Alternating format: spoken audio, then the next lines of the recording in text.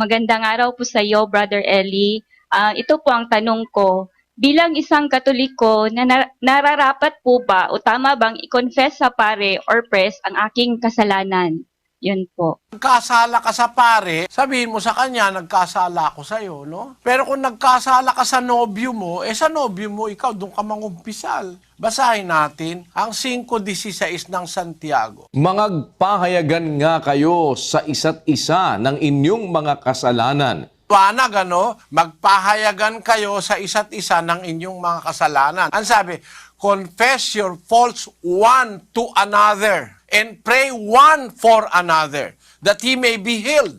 The effectual fervent prayer of a righteous man availeth much. Maliwanag, ipahayag nyo sa isa't isa ang inyong mga kasalanan. Sa Cebuano, sabi, busa, magsinugiray ang usa ug usa kaninyo sa inyong mga sala, ug magampon ang usa alang sa usa, aron mga ayo kamo. Kita mo? Ang usa ug usa. Halimbawa, nagkasala ka sa kaibigan mo doon ka mangungumpisal. Hihingi ka sa kanya ng tawad kasi sa kanya ka nagkasala. Pero, pangunahin dapat, mangumpisal tayo sa Diyos. Siya una sa lahat. Basahin natin ang 32:5 ng awit. Aking kinilala ang aking kasalanan sa iyo, at ang aking kasamaan ay hindi ko ikinubli. Aking sinabi, aking ipahahayag ang aking pagsalangsang sa Panginoon, at iyong ipinatawad ang kasamaan ng aking kasalanan. English, kapatid la Daniel.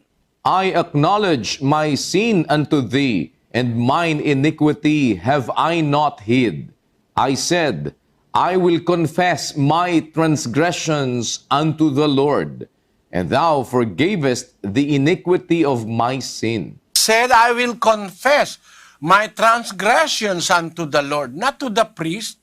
If you have sinned against a priest, you have to confess it to a priest. But if you have sinned against another person, you have to confess it to that person. If you have sinned against the Lord, first of all, as the Bible said, I will confess my transgressions unto the Lord, and thou forgavest the iniquity of my sin.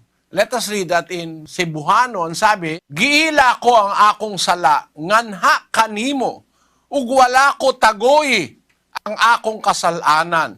Mingon ako, igasugid ko sa Ginoo ang akong mga kalapasan, ug imong gipasaylo ang pagkadautan sa akong sala.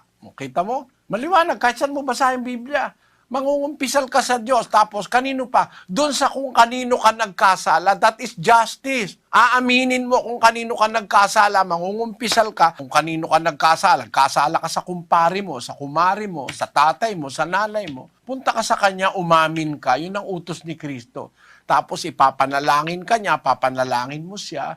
Yun ang utos, kapatid. Sana naunawaan mo. Maraming salamat po, Brother Eli.